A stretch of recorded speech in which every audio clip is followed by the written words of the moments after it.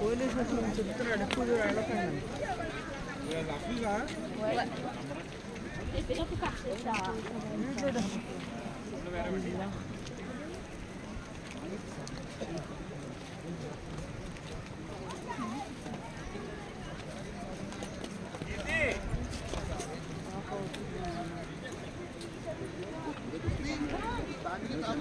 Rickshaw में बैठ के हमें दुकान तो रिक्शा में जा रही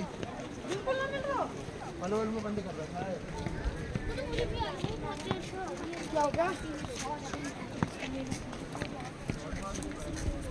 आरू वैली पहलगाम।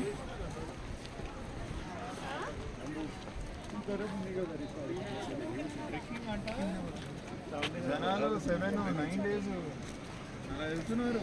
ఇక్కడి నుంచి అన్నీ వెళ్తున్నారు. రేట్ లేక వరకు నేను సేఫ్టీ ఉందా అంటే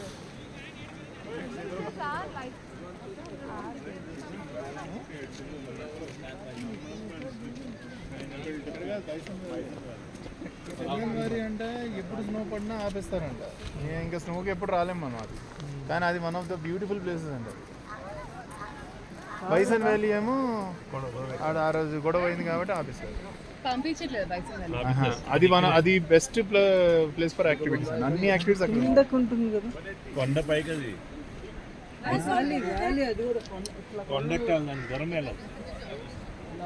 అసలు వేరే రూట్ లేదు.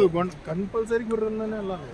అందుకనే జనాలు పాపం బయటికి రాలేపోయారు పరిగెత్తుకుంటారు. ఆ రోజు అవకాశం కూడా లేదు రావడానికి. అదే అంటున్నాడు.